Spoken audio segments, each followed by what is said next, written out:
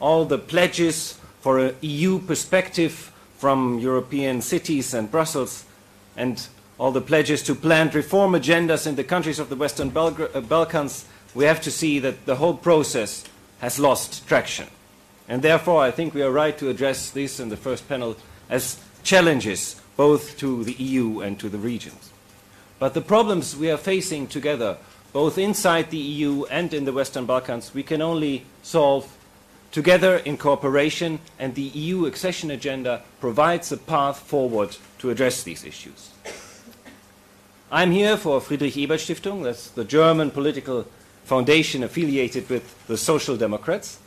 And yesterday, the next German government has presented their coalition agreement. Of course, that's very good news for me, and I was happy to see that. But I was also happy to see that it contains some very good sentences and statements about the EU accession process and the Western Balkans. And it does not just speak of some cloudy European perspective, but it clearly mentions enlargement and accession.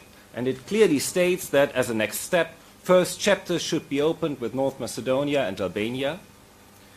It states clearly that the accession process with Serbia and Montenegro should continue and should be carried on, and that visa liberalization for Kosovo should be decided. It also contains clear support for further necessary reforms to fulfill the Copenhagen criteria and to strengthen civil society. So I think that this is a good step for the coalition building in Germany, and we are looking forward to the vote on the Chancellor on the 8th of December. And that I hope also that we, as Friedrich Ebert Stiftung, can make a small contribution to this agenda here in the region. And I'm looking forward to this conference together with the European movement in Montenegro, and maybe this can already be a small step in this direction. So thank you very much. We will now see a short introductory film for the first panel, and then I hand over to Tim Judah from The Economist to be the moderator for our first panel. Thank you.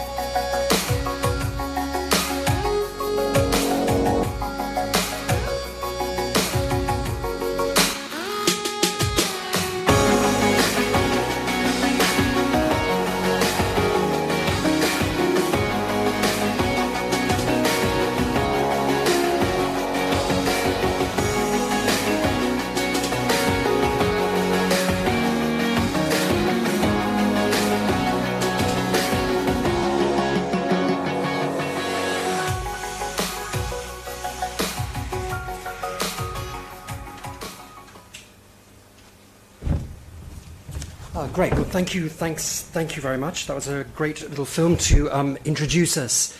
Welcome to our first panel. I actually had some. I should introduce myself if you don't know me. My name is Tim Judah. I'm a correspondent for this part of the world for The Economist, and I've been doing that for a long time. So I get to moderate quite a lot of panels, and this is the first one that I've ever moderated, which is of mayors, and this seems to be quite significant. I mean, when I was first asked to do this, I thought I would ask questions, some general questions. But that's not a competence for a mayor. But capitals are the biggest generators of income, ideas, and development. So do you have a say, directly or indirectly? And then I had a few other things. And then yesterday I picked up, because it's just arrived in the post, The Economist does. They do this every year. The world in the year ahead. And this is the world a year ahead in 2022. And what's interesting is that they have given 2 pages, not to national leaders, but to mayors, the mayor of Mexico City and the mayor of Bristol, a regional city in Britain. And just let me read you some of the things that the Mayor of Bristol says, which is very interesting. He says, the leadership of cities will come to the fore in 2022 as the inadequacy of global governance with its overdependence on national governments is laid bare. He then goes to talk about the role of cities in climate change. Then he goes on to say, I'm just going to read a few paragraphs, cities are organising themselves. More than 300 international city networks have already emerged. There are some are geographically organised, such as core cities, Eurocities and the US Conference of Mayors. Some are organised around common issues like migration and climate. And what he argues is that cities should be given a stronger, more formal role in setting the agenda and setting policies. None of this, he says, is a prediction of the demise of national governments. Rather, it's an argument that the missing piece of the puzzle in national and international, it's an argument for the missing piece of the puzzle in national and international governance. National governments need to make space, and international organisations need to direct much of their energy and finance through cities. Making cities equal partners in shaping national and international policy will maximise our chances of tackling the major challenges of our time. Well, as I said, he's talking mostly here about climate change, but in this context that we're talking about here, about European integration, if you substituted every time he talks about climate change the words European integration, then you would have a very powerful argument. Now, I don't know to what extent there are, perhaps you can tell us, there are formal networks of mayors in the Western Balkans and in the wider region, but I would have thought that if mayors and cities are the coming missing element and the element that needs to have sort of more power and influence in shaping national debate, then there certainly should be. So we're going to go without further delay to our first mayor, who is, I hope, online, Marko Filipovic, the mayor of Rijeka in Croatia. Perhaps I can just start by asking you, obviously Croatia is already in the EU, did Rijeka, did cities play a role in the accession process, and what's your message to mayors from the Western Balkan Six? What can they do? Perhaps over to you, Mr. Filipovic. First of all, good day to everyone. Unfortunately, I couldn't come to Podgorica, and I hope that everything is okay and that you can hear me. Yeah, we can hear you, and everything is fine apart from the rain. Of course. As the mayor of Rijeka, the third largest city in Croatia, the city that carried the title of European Capital of Culture in 2020, under the slogan, the Port of Diversity, the invitation to participate in this panel come almost naturally, and thanks to Friedrich Ebert and the organizers to this invitation.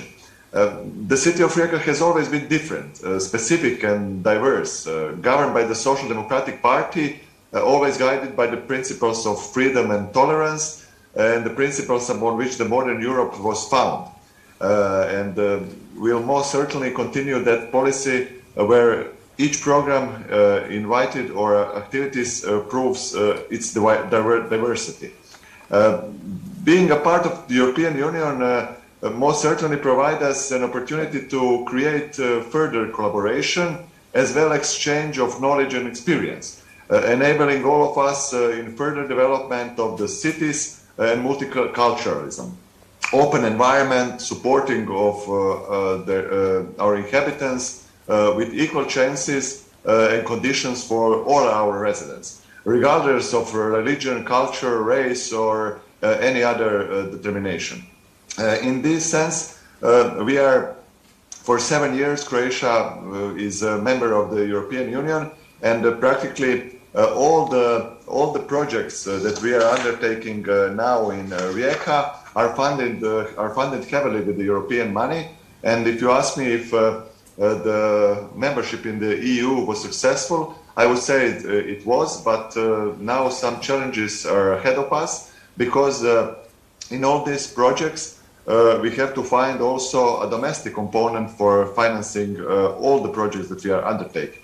And this is maybe the biggest obstacle in that sense. I would say that we are not, as a Croatia as a whole, I would say, full member, if I can quote that, because we are not part of the Schengen regime yet, and we are not part of the Eurozone yet. So I think this will change on the 1st of January 2023, and then we can speak of the, let's say, full membership of the EU, and I think that benefits of that will be even more. What can we do as city governments or city leaders can do in that way? We can participate, we can fight for the more decentralization in our countries, because now Croatia and the neighboring countries are centralized countries, and this is something that we should put on the agenda in the national parliament, and of course in the European Parliament as well. As regards to the city of Rijeka, what are we doing now? We try to be open to all people that want to come to live and work in Rijeka.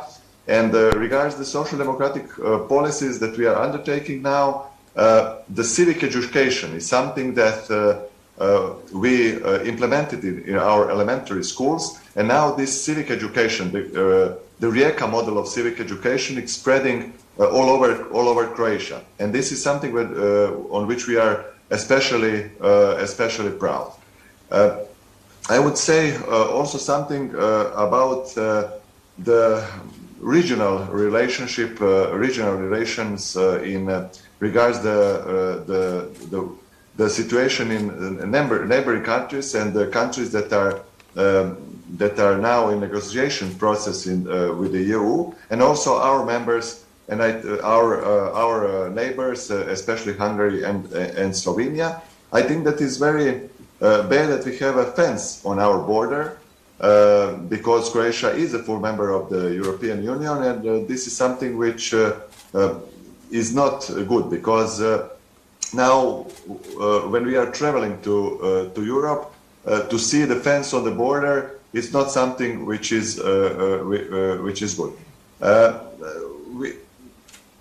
In the 2015, the migrations were in focus. Now something else is in focus. Of course, fighting against COVID is something that is putting lots of pressure also on the cities. 70% of the European population is living in the cities, and European Union decided 3-4 years ago that integrated territorial investments is going to be the new way of helping the city budgets to finish the projects that they started.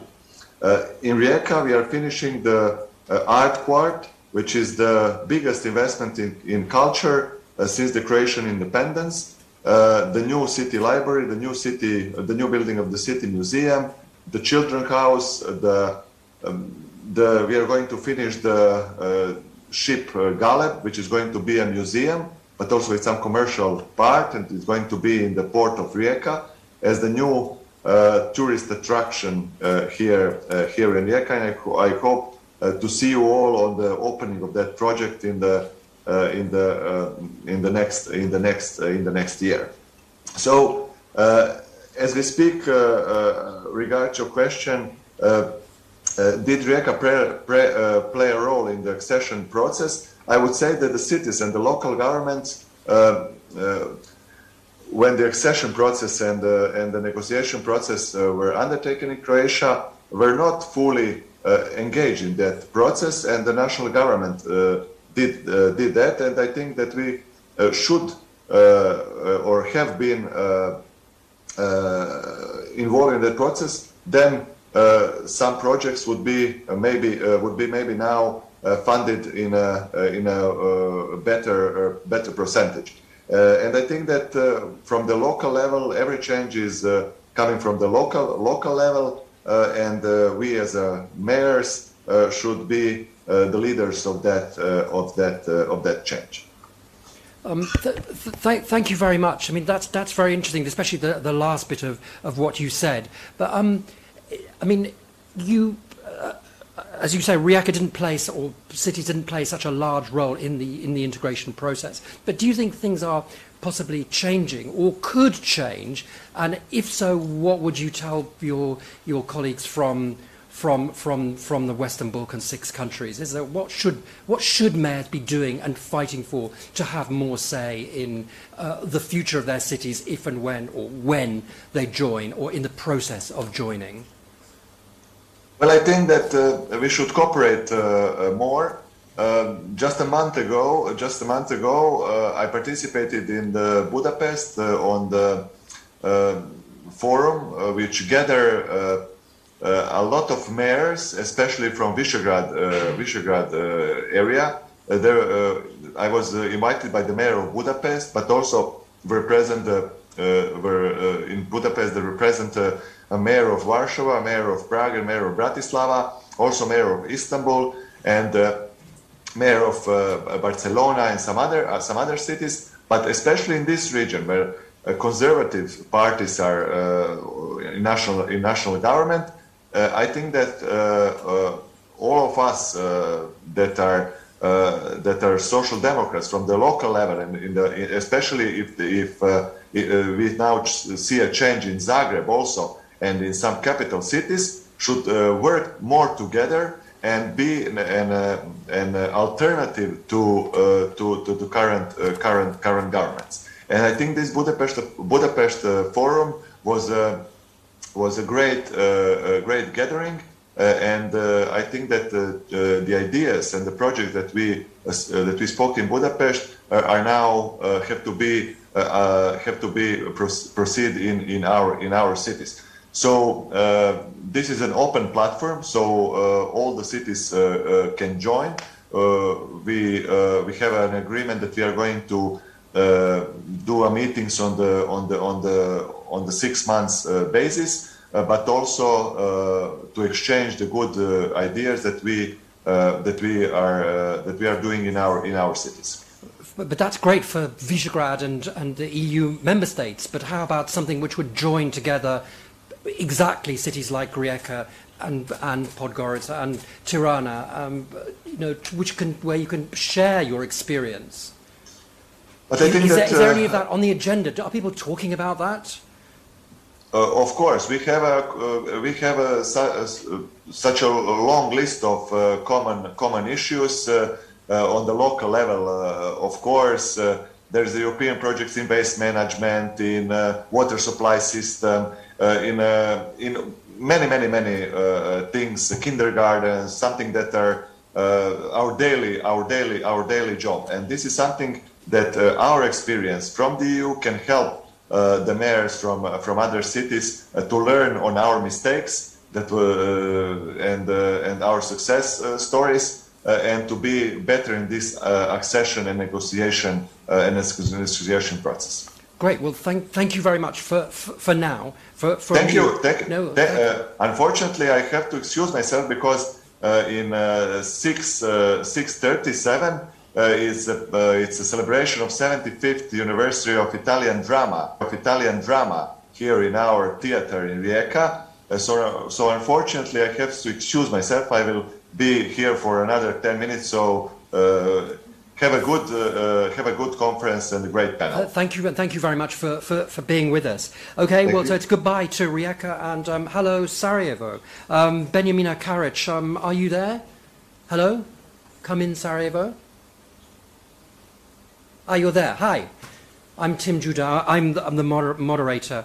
Of course. Good evening. Hi. Anything from Bosnia is kind of different and more difficult than anywhere else. But as mayor of Sarajevo, you do have a prominent role.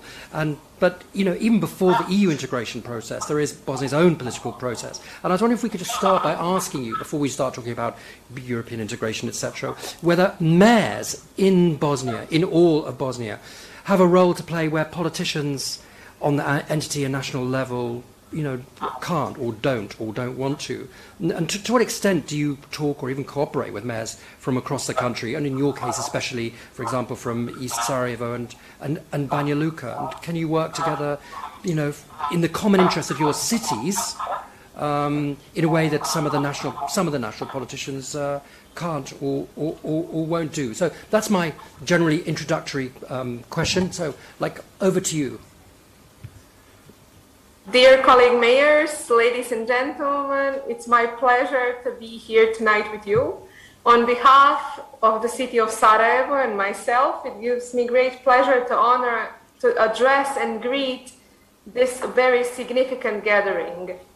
The greetings are joined by the citizens of the city of Sarajevo, the center of a new, better, and more beautiful Balkan region that has always been part of Europe and whose foundations hold the basic values of human rights, solidarity, peace, and multiculturalism. The European future of Bosnia and Herzegovina and the countries of the Western Balkans are in dire need of support, encouragement, and affection of a broader civil society movement, because the Balkans are Europe. Accession to the European Union is a strategic goal of Bosnia and Herzegovina and the general interest of all its citizens, and there are no alternatives for us. This country has always been a part of European political, cultural, and economic space, and fulfilling the historical goal of EU membership is an opportunity to achieve our European future. If we are to go back into the recent past, then we ought to do is so that such evil never happens to anyone ever again. Sarajevo is a unique example which testifies that peace is possible. I want to believe that the lessons of the longest siege of our city in modern history will not remain unlearned. I hope so. That is why it's extremely important for us to have as many meetings and the communications as possible, especially extended dialogue within the community to make it more credible and understandable toward others. This is also the case with other Western Balkan countries.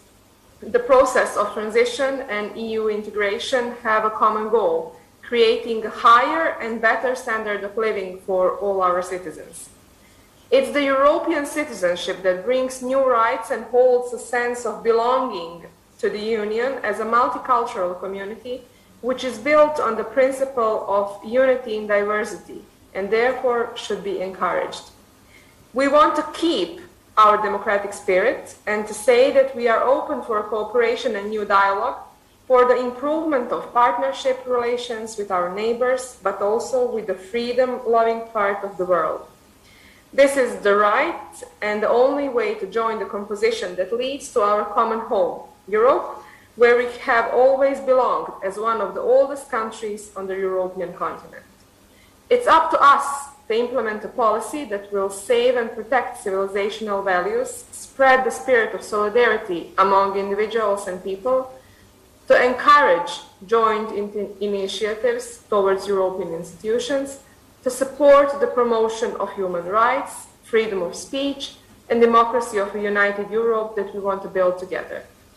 Excellencies, distinguished guests, these and other efforts that we are talking about here today give me the hope and real optimism that results of this meeting will yield the expected outcome and will strengthen and expand the foundations of our future cooperation and contribute to a better understanding of European integration process and future role of Bosnia and Herzegovina in them. Only in this way we can create a common future of solidarity, sense of togetherness, and everlasting peace in European civil and democratic society. You asked me a very important question because the city of Sarajevo, as the capital city of Bosnia and Herzegovina, is a historical city, Olympic city. And I always say city of Sarajevo is a city of 1,000 bridges. But when I say 1,000 bridges, I do not think about bridges only in a mechanical sense. I think about bridges and connections with all other cities in Bosnia and Herzegovina and all other cities in Europe and in the world. I will give you one example.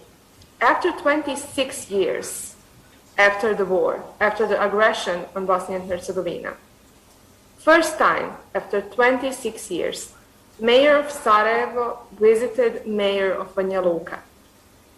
In the very first months of my mandate, I visited Mayor Draško Stanivuković in Banja Luka, Mayor of Mostar, Mr. Mario Kordić. So just imagine how important steps for reconciliation and how important steps for our future we have done. I think that new generations deserve to have mayors who will lead them to a brighter future, but only together with cooperation, by actually giving hand to all colleagues who want to cooperate, although we are very aware that we do not have same opinions about our history, about our past, about the war. But we must fight for the future. And the best possible way to fight for the future is to find things in which we can cooperate. Because that's only important for our citizens, and our citizens should be in the center of our attention. Thank you very much, and thank you for this great opportunity to meet you. I'm very sorry because I'm online here with you, but I hope so that I can send you a spirit from our beautiful Sarajevo. Thank you very much. But don't go, because I've got a couple of questions for you. The first question is that yes, you made that important step. You went to Banja Luka, but today, to what extent do you cooperate with mayors across Bosnia and Herzegovina? I mean, after all, pipes, water, roads, etc. These are all things that you have in common. You've got to deal with, and all towns and cities, obviously, in Bosnia are connected.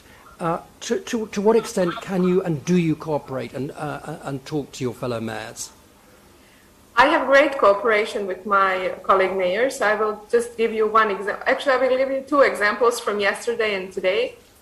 For example, yesterday I opened an exhibition which was gift of city of Sarajevo to the city of Gorazde.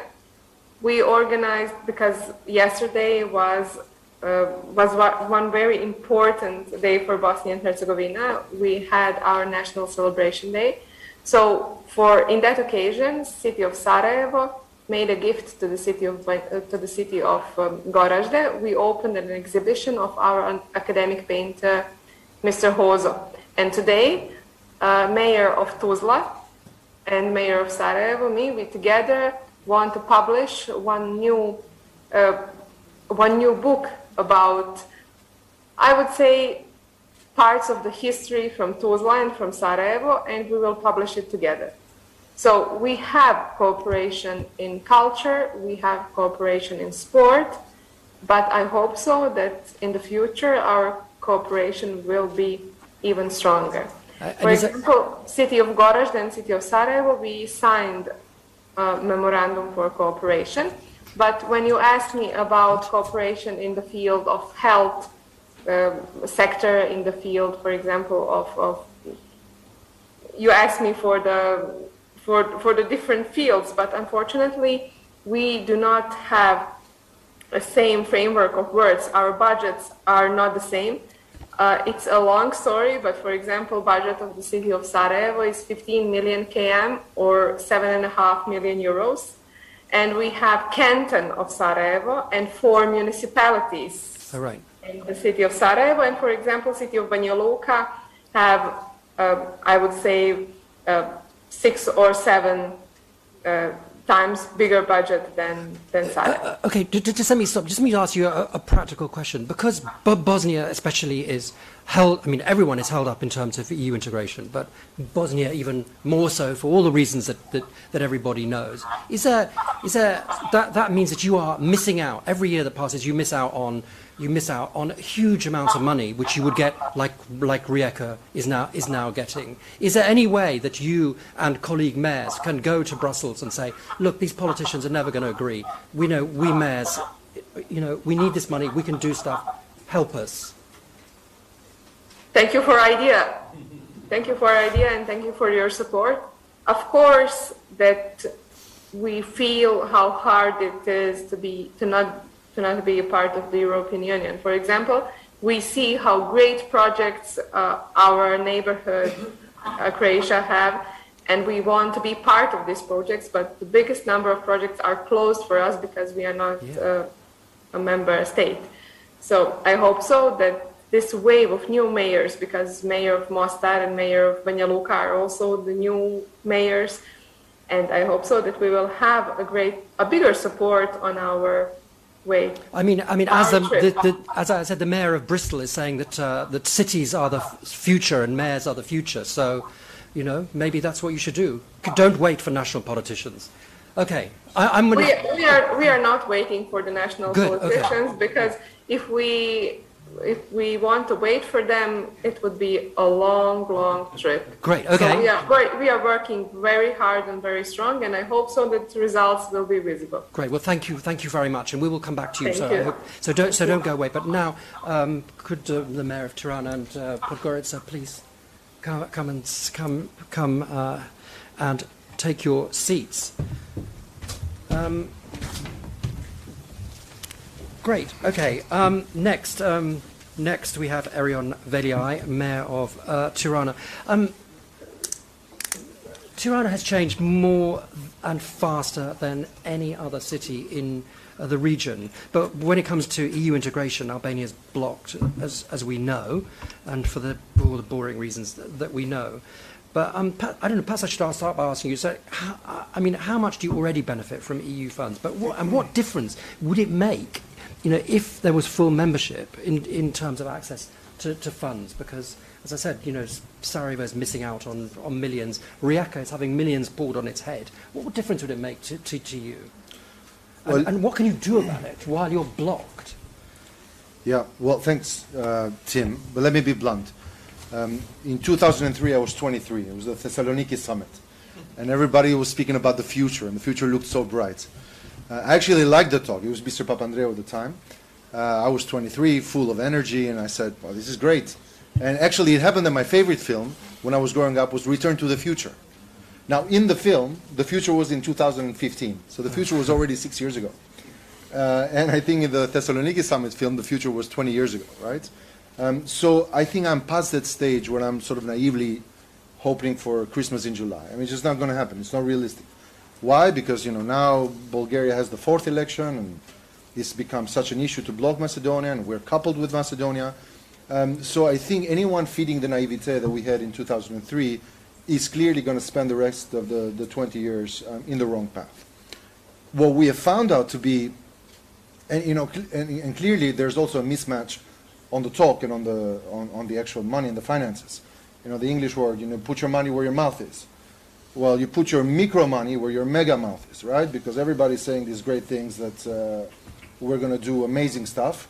And what the cities are getting is mostly pennies to attend conferences and seminars, or to get some highly paid consultant that's telling us stuff that we already know, right? And coming from that consulting world and the civil society world, I mean, it's really offensive. I mean, the type of funds that we can access. Now, there's clearly two ways out. One is you resign and you say to the hell with it because it doesn't work and we're left on our own, or to get creative. The amount, and I just happened to meet the Austrian and the Italian ambassadors here in Podgorica, the amount of financial exchanges, literally doing business with Italian cities, between Tirana and Italian cities, is enormous. I'll give you a few examples.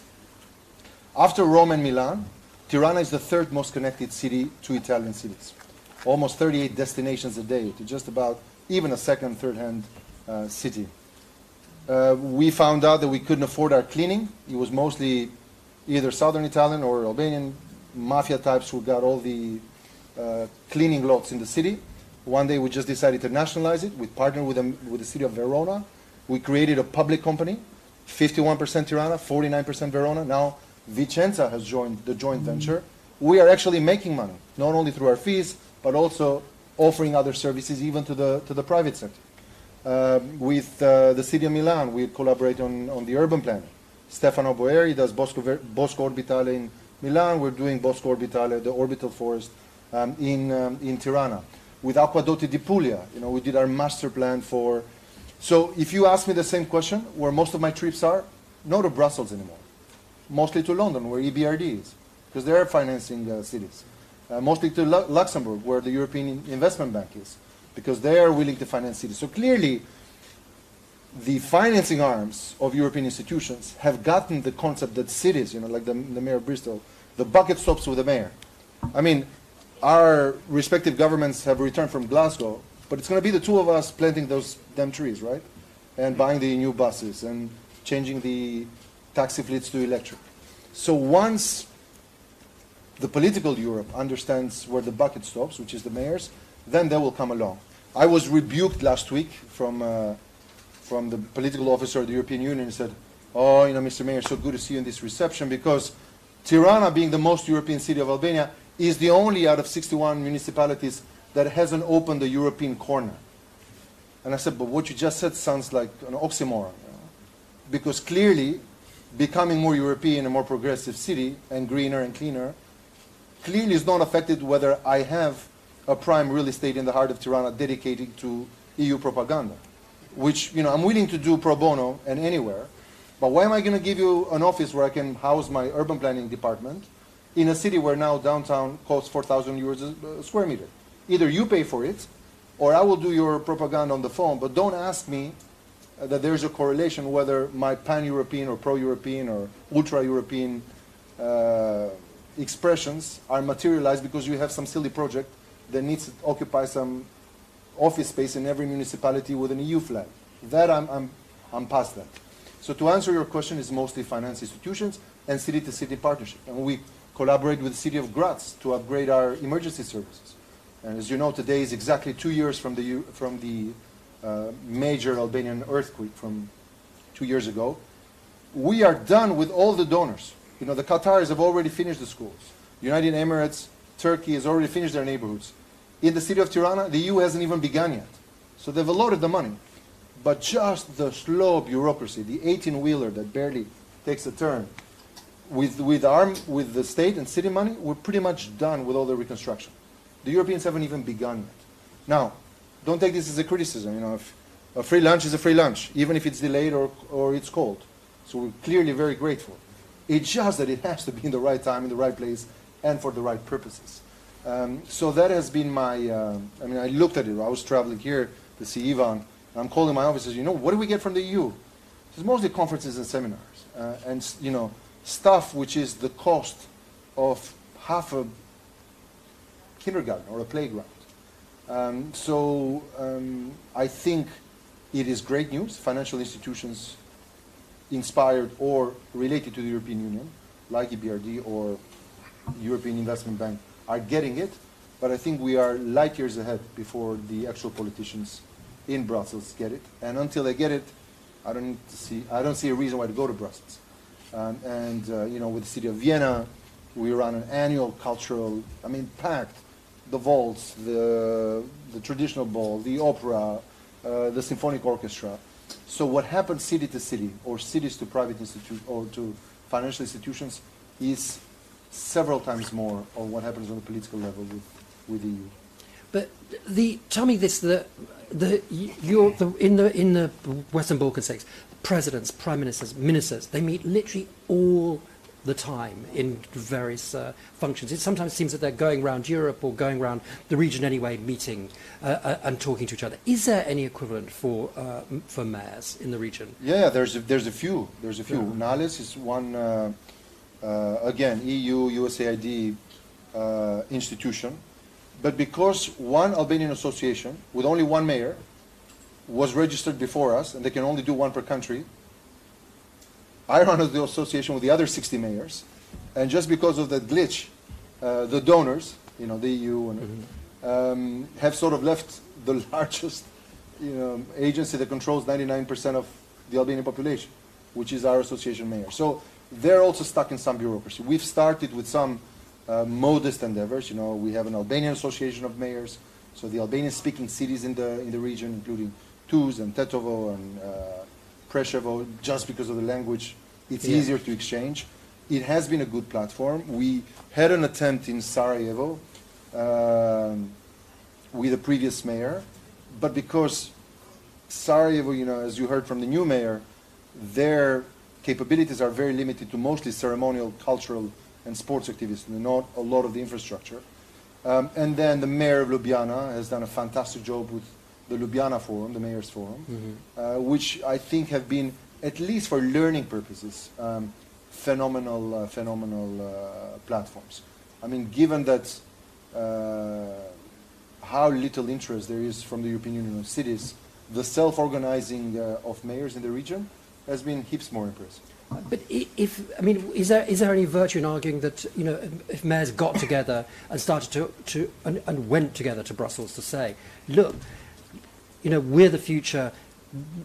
The countries, the national governments are stuck for all the reasons that we know. You know, give us start to give us more money that we would get once we've joined. Give it to us early, but also, and then to follow on what you were saying, but do it promptly. I mean, is there any virtue in sort of uniting to make more pressure? If you only tell me which door in Brussels is open or available for cities, and I would do it. But there's not such. There's not such. I mean, Eurocities is now run by a fantastic mayor of Florence. We've known each other for a long time. We're sister cities. We do heaps of projects together, also including finance, like city illumination, the mobility, the bike lanes that we do with Florence all the time. Yeah. And unfortunately, even for them, I mean, this is mostly self-organizing of EU city memberships, but even for them, there's not a door. I mean, I'm sure there's a DG somewhere for something, but clearly there has never been, you know, with all the conferences and forums and seminars they organize, there has never been one meeting point for an EU institution and mayor. So a lot of these agencies, Eurocities, Metropolis, you know, for example, the mayor of Palermo, the only platform to coordinate mayors on migration is just a personal initiative of the mayor of Palermo. So when Leoluca Orlando, you know, retires next spring, I don't know which European agency will connect mayors, not governments, on when to, on how to deal with migration, you know, what is the protocols for housing people from the sea, how about the flights from Afghanistan. So a lot of this we've done in-house, and I'm so proud that my government, and with the help of a bunch of cities, pulled it together, and I think we've provided probably the best reception in this wave of Afghans leaving, which goes to show that this is not about wealth, this is about common sense. Wealth is important, though. So I look at the mayors of Bucharest and Sofia. Now, 1 kilometer of a metro, which our cities need desperately, costs roughly about 300 million euros if an Italian company, engineering company from Milan will do it, from the Milan Metro. Maybe 250 million per kilometer if the Chinese will do it. But this is pretty much where you are. So it's about 3 times my city budget. And, you know, for my friend for Sarajevo, it's probably dozens of times her city budget. And several times the city budget of Podgorica. So for those grand projects, sure we do miss out. But I think for other lesser projects, we've pretty much gotten creative and sorted it out on our own. You know, it's very funny. We are next year's European Youth Capital. I still have to hear from the EU. I mean, I saw the tweet from van der Leyen who says it's going to be European Youth Year, and coincidentally, Tirana is the capital. Yeah. But to date, I yet have to see whether they get involved and what exactly they will do for European Youth Capital. Despite all of that, we have 1,000 events planned and are putting a great show. But again, a missed opportunity where we could have coordinated a bit better. Okay, so, but not such a rosy picture then, really. But okay, but never mind. I'm not in the rose growing business. No, that's totally fine. I'm mostly about sewage and tarmac. So. Okay, let's. I don't mind. Let's turn to you, Mr. Vukovic. I mean, the difference between Tirana and Podgorica is that at least in Tirana, the political orientation of the city and the government are aligned, and that is obviously no longer the case in Podgorica. Does that make a difference to what you can and can't do? And do you think it would be? Do you feel that you'd like to have more of a say in the European agenda? That it would be beneficial to you, or you know, I don't know. You tell us. Yeah. Well, first of all, let me thank you for this opportunity to thank our organizers, Frede Heber Stiftung and the European Movement in Montenegro, and to welcome once again my dear friend and the great mayor of Tirana, Mr. Veliaj, and our friends from Sarajevo and from Rijeka. Let me just refer to Erion said about you know, just the difficulties and challenges that we all face trying to build something together in the region, you know, often without any concrete support from the places where we expect support to come from. Let me put it in just a few examples. So the first time the two of us met was in Tirana as a part of the Chinese 17+1 initiative. I met the mayor of Bristol in Chicago. There was the global cities summit. Then we met again in Geneva as a part of the UN Day of Cities conference. On Sunday we're going to Istanbul because we're there convened by the mayor of Istanbul. Sorry, when you say, sorry to interrupt you, when you say we, who's we? I mean, you two? Erion and myself, okay. Yeah, we've been invited. Then a few months ago we met, he joined online, I was there in Budapest as a part of this Pact of Free Cities that you had a chance to hear about initiative. But throughout all these years we haven't had a chance to sit together with our European partners. So there hasn't been any initiative, unfortunately.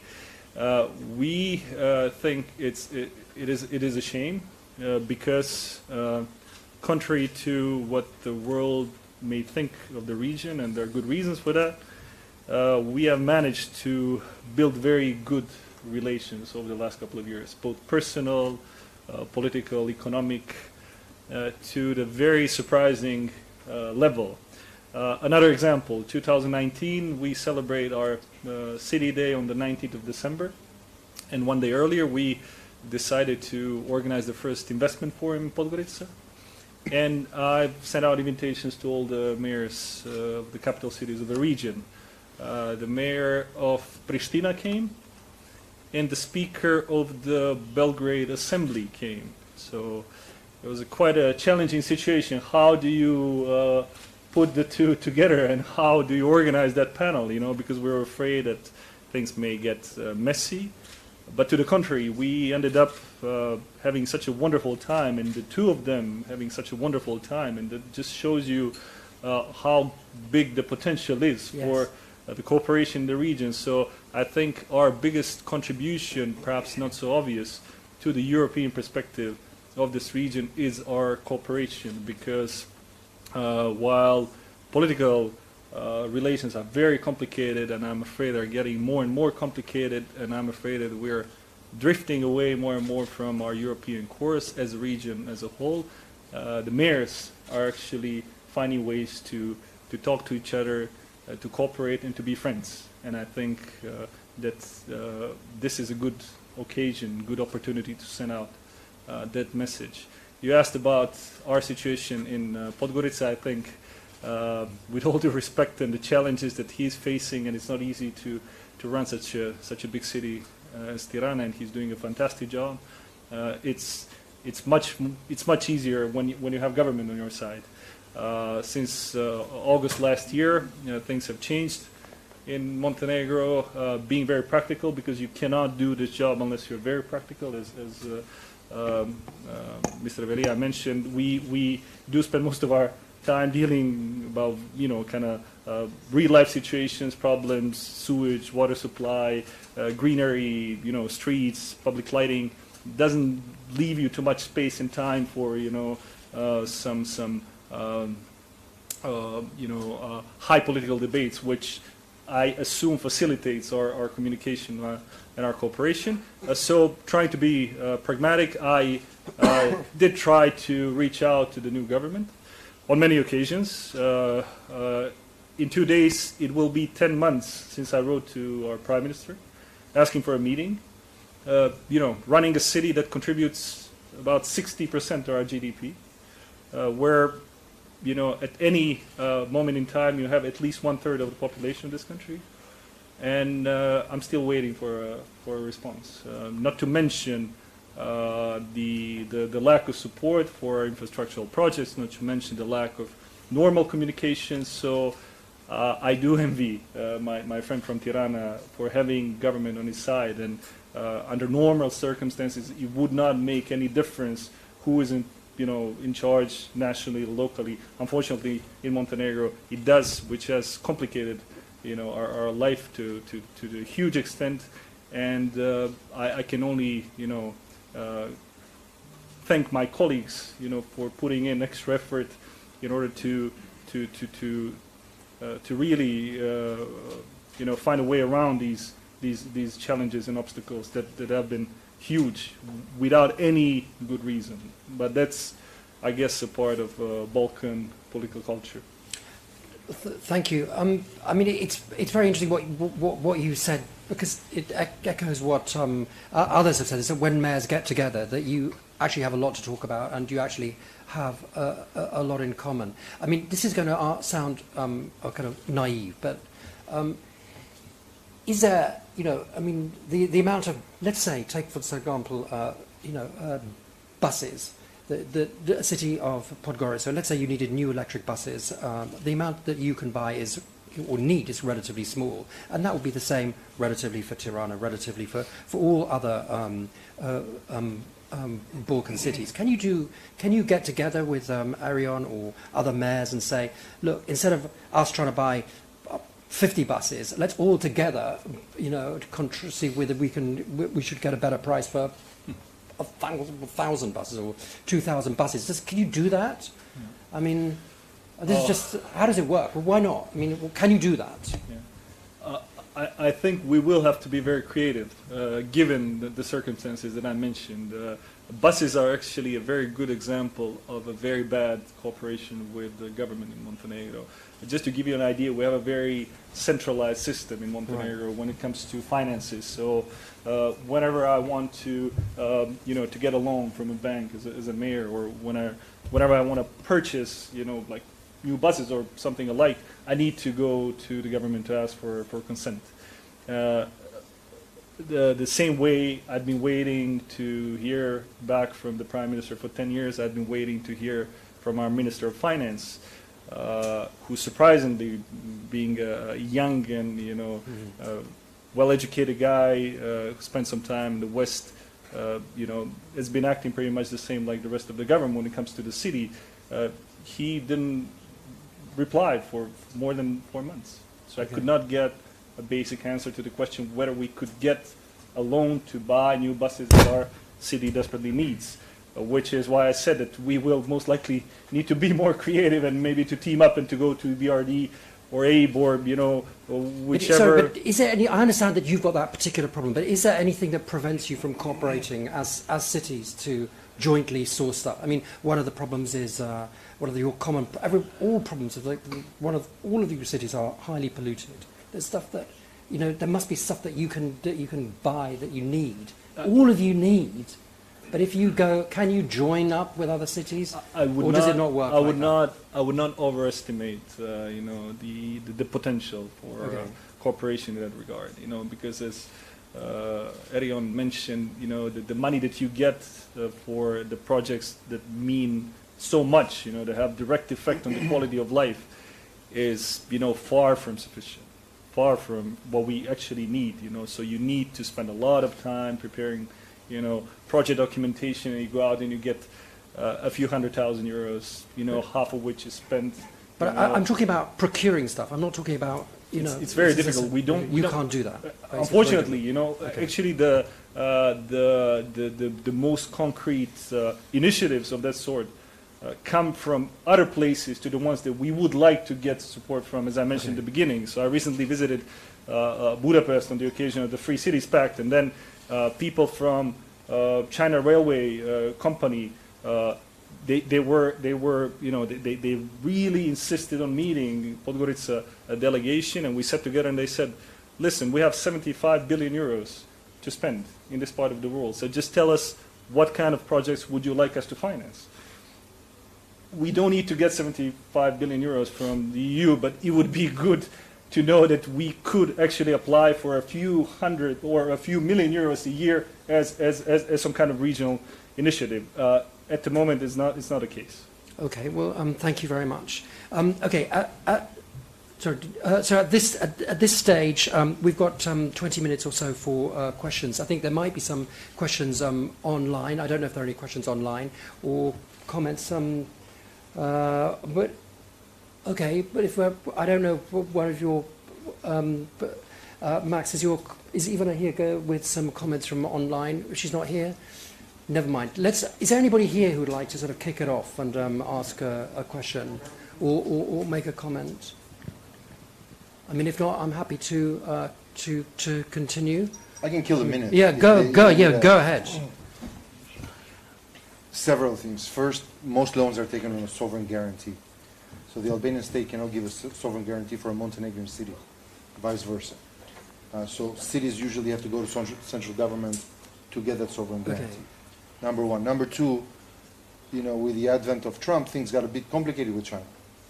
Countries like Albania have signed a Clean Networks Pact, meaning Chinese products, they use technology, Wi-Fi and whatever equipment, it's been tricky to purchase. So for example, yes, electric buses are cheaper now in China, but because they come with this technology that we've committed to not use for being a NATO member, blah, blah, blah, we are now in this impasse until what I believe this trade war is sorted out. These markets that you'd think when we first met for the China 17 forum are not as easily available anymore. Now, can you get creative? Yes. In the city of Tirana, we wanted to change the taxi fleet, but I didn't have any money to spend. So we tweaked the rules. Usually, like in every big city, in London included, or New York, there's taxi medallions that someone has to either pass away or retire to free and release that medallion back for another taxi driver to use. So what we said is, well, look, you usually wait 2 or 3 years. By the time the car you've purchased for your taxi is already outdated and is losing value. So by changing the rules and saying, if you get an electric taxi, we will give you a medallion within 24 hours. We've now, in 2 years since this entered into effect, without spending any penny, but just by tweaking the rule, now we have half of our fleet in the city of Tirana completely electric. It's probably the most electrified taxi fleet in the region. So the question is, how creative can you get with bigger expensive toys, like the metro or the buses? And I think there's limits to this type of creativity for which you actually need some heavy-duty finance. So you can only tweak so many things at the local level, and unless you have a sovereign guarantee, and unless the Chinese market goes back to work, given the disputes and the trade wars that we saw in the last 4 to 5 years, I think our only hope is that bureaucrats will eventually wake up, and if literally they see us in Europe in a few years, might as well start modernizing now. Okay, great. Would anyone like to come in here? If not, Benjamina, have we got some questions from online? Well, Ivana, would you like to sort of... Yes, we have one I just want to question. check that Benjamina Karadzic, are you still there? Can you still hear us? Yes? Okay, well, anyway, please, go ahead. So what would be the best examples that that the mayors can provide in terms of working for the integration processes?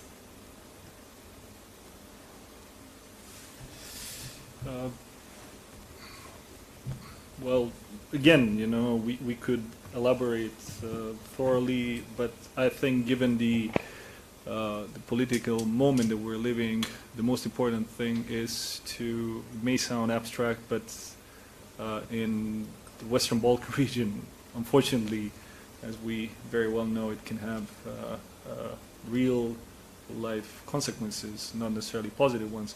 I think it's up to us to stand up for the right values that are being undermined across the region. I think the lack of, I wouldn't say the lack of support, but the lack of clear idea about what the EU wants with this region, contrary to the 2003, where this perspective was absolutely clear and it got blurred over years, has opened up the space for very destructive socio-political forces that are trying to bring the region back into the past.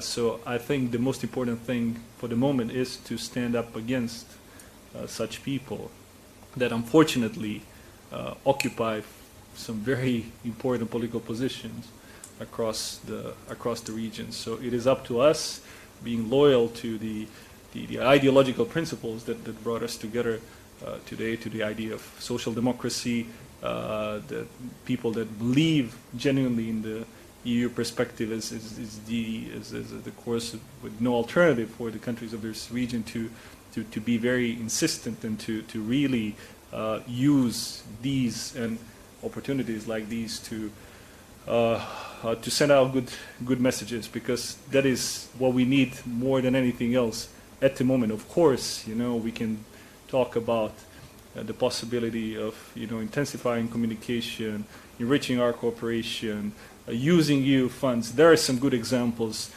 just to bring some silver lining, like Western Balkans investment framework. There have been some initiatives recently that give us some hope that things may be changing.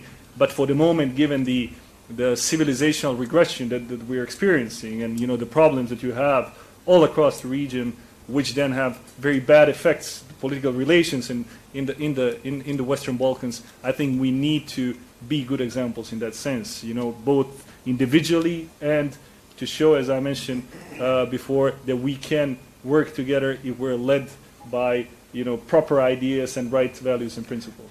Okay, great. Arian, I mean, it sounded to me a bit earlier. Well, you were just saying, I don't have time for the European integration. No, I was just going to say, we've got to get on with the rest of our lives. Sorry, but I'm paraphrasing what I understood you to be saying. That was a great preemptive strike. That's what I wanted to say. But so no, our colleague said, what are you doing to promote EU integration? Pretty much nothing. Okay. So quite frankly, just to open another propaganda office, to tell little kids who come and visit my office that, look, become like these adults when you grow up and never keep their promise, is not my style of work. So I just don't do much on that. But I think modernizing, getting cities functional, getting cities to be open and progressive, getting young people involved, are the European values that I believe in, not necessarily the institutions. So this has really become, during communism, we spent 50 years with this invisible enemy that never showed up. Like we were all paranoid, bunkers everywhere, most isolated country in Europe, military establishment, everyone was a soldier at the time. And the invisible enemy never showed up. So that was a big fiasco, right? But now for 30 years, we're looking at this invisible friend who's also not showing up. So you listen to von der Leyen, she says, Albania, the front runner in the region, in the Western Balkan 6. They have done everything we've asked for. Let's open the negotiation. Okay, great. And then comes the president of the European Parliament, a great Italian, former journalist. And he says, Albania has done all the homework. Let's open these negotiations. And then Merkel comes and visits. Albania, what a great pupil of, let's open these negotiations. And Macron says the same thing. I was escorting Mark Rutte, the most Eurosceptic, not him, but the country, the Netherlands.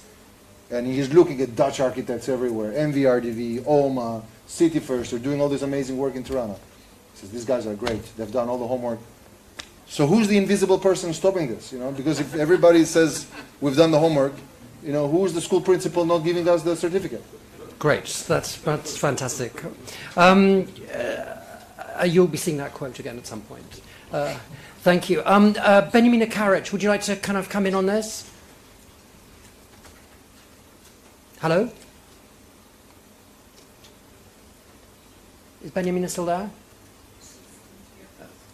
I'm sorry? The ambassador. Is this a technical problem? In which case we'll... But probably she cannot hear us. So. Okay, well, until the technical problem is sorted out, I think we'd like an intervention. There's somebody who'd like to intervene here. Do you need a microphone? Yeah. We need a microphone over here. Sorry, please introduce yourself.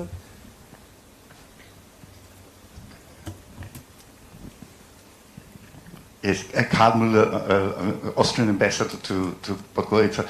I just wanted, this has been a very impressive criticism which has been put very much with so. the EU, and I have been working most of 15 years or even 20 governments, as well as also Brussels partly and various lobbies, haven't seen the urgency of many things cities have to do, especially with respect now to the environment. We see what happened recently. Is Eurocities such an outfit? Maybe could the cities of Western, Eastern Europe pool their resources, their financial resources, in order to generate a seed money institution for everything that is most urgent in the most important developments that happen in cities and will be generated in cities, and also approved by citizens living in cities, with the necessary urgency, like, for instance, electric buses, electric garbage collection, whatever, things we are not even thinking about. Could the pressure be used by the buying powers of cities, pressure to be used on the private sector and on national governments who are lagging behind national necessities? But is this the problem that you were mentioning, that it's very difficult No, for cities to do that? But I think what the ambassador was referring to, East and West, not necessarily within the region. So, for example, we are getting our local bus companies. We say, look, if you can't afford electric now because of all this constellation of hurdles, then we had one company work with the city of Stockholm.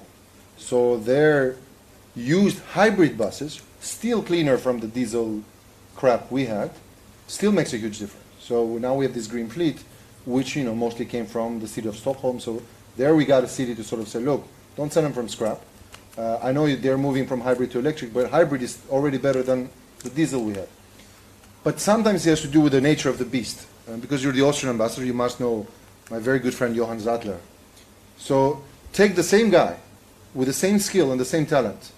When he is running the embassy of Austria in Tirana, with my marathon buddy, we're doing the waltz and you name it. All this great collaboration between Austria and Albania and the city in Tirana at the city level. And now take the same Johann Zadler, but now as EU ambassador to Bosnia. The beast behaves in a completely different way. I mean, we're talking about the same guy who has a passion, who feels being an ambassador is part of a mission. But because he's driving the wrong beast, he's not getting anywhere. And of course I want to wish him well, but he has to go and meet the secessionists in one part, sits with the wrong flag, gets in trouble, has to explain a tweet 100 times, because that damn beast is so dysfunctional. That's my point of view. To use an example that you may easily relate to. Can we get what's happening with Sarajevo? Has she gone, or she can't? There's a technical problem to get her back. Oh, okay. So there's just fine. Okay. Well, do you want to follow up on that? What the ambassador said? Oh, well, I'm just thinking about what Mayor of Rijeka mentioned. How the situation has changed. Since Croatia joined the EU for them, and also always have in mind our good friend Zoran Jankovic, who is the mayor of Ljubljana, probably the best mayor in the region.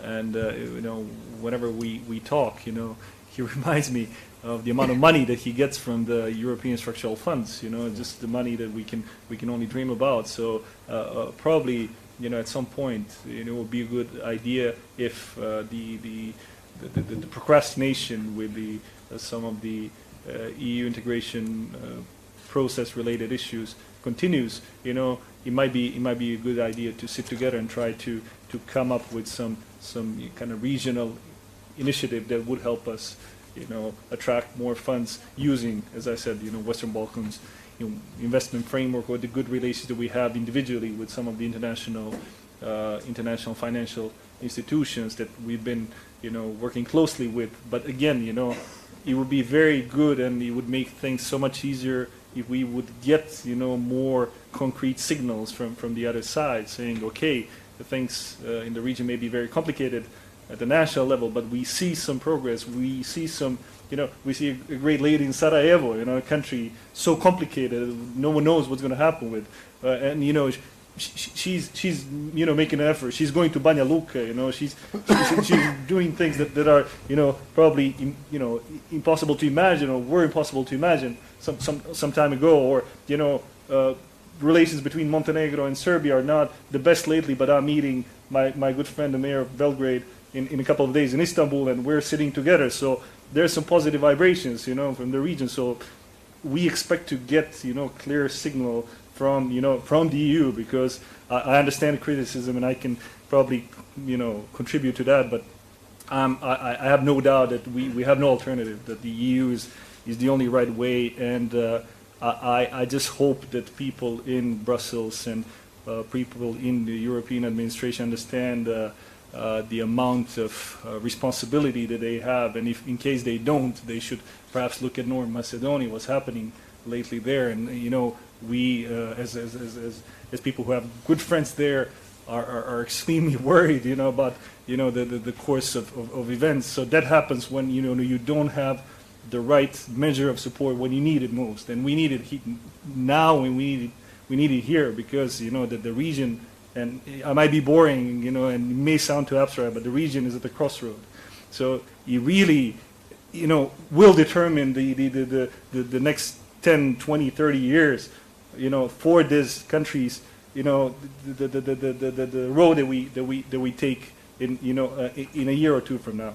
So it's very important for Brussels to keep an eye on the situation here, and to be more supportive, to be more proactive, to be more engaged, politically, financially, because there are good things in the region that deserve this kind of attitude. To be a bit more specific, I suppose you could argue that the lack of the EU fulfilling its promises has led to the loss of Skopje by a social democratic colleague of yours. In part. There were plenty of other reasons, of course, as well, but that could certainly have played a role.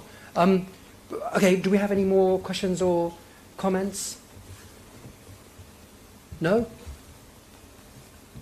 Okay, well, we've still got a few minutes. It's interesting that you're meeting in Istanbul. You'll meet with who? With the mayor of Belgrade. Two of you. Will Skopje be there? Will Pristina be there? Will all the Balkan all of the mayors? But is there no merit in organising? Saying you said there was some other system, but it didn't really work. It wasn't really working. Just saying, we are the mayors of 6 capital cities, and we can't wait around for governments to argue about open Balkan, this Balkan, that Balkan, but we can have city Balkan or capital city Balkan, and together, we are stronger. Is there any merit to arguing that, to do with European integration and everything else, or is it just simply a waste of time? Yeah, well, I saw that some of the things you wanted to ask about had to do with experiences of other cities, in terms of international representation and, being present in, Brussels and other places. I think, it's way too ambitious. We have no capacity of that sort. But perhaps we could, team up again and, try to act together vis-a-vis, important addresses in, in the European Union and the international community.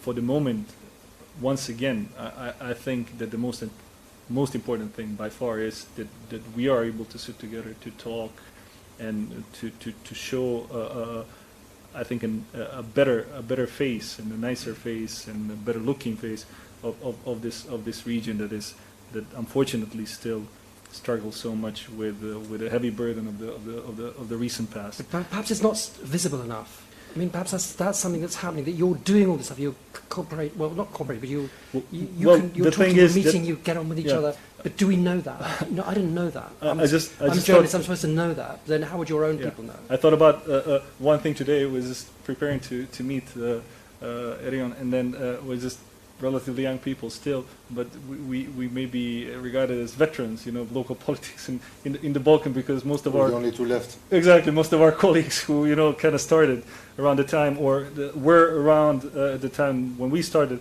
are now gone. So there's an element of discontinuity, and it depends on who's in charge.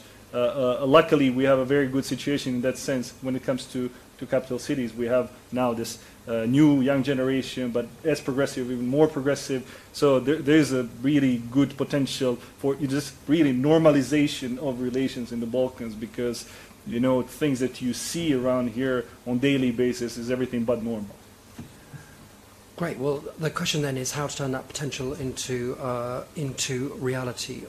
Okay, it is 1:30. We've now reached the end. Unless anybody has got a last-minute question, because this is your last opportunity. Sarajevo's definitely disappeared. Okay, I'm sorry about Sarajevo. I wanted to come back to Sarajevo. Well, thank you very much, and I look forward to seeing you all tomorrow morning for the two panels tomorrow. And thank you very much. This was really interesting. And, you know, as I say, you know, let me read this again. The leadership of cities will come to the fore in 2022 as the inadequacy of global governance with its overdependence on national governments is laid bare. Well, if we just take out that word as the inadequacy of global governance as the inadequacy of perhaps Balkan governance with its overdependence on national governments is laid bare, then it's time for the mayors maybe to step forward and capitalise on that potential. Thank you very much, and look forward to seeing you tomorrow. Donation from the Economist for promotion.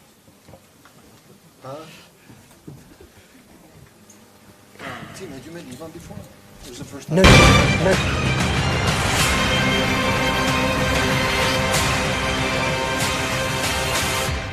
Where are they? They're still in London? Yeah. So I was up in the... I know, I saw that. And I thought I was going to look at it. Don't you know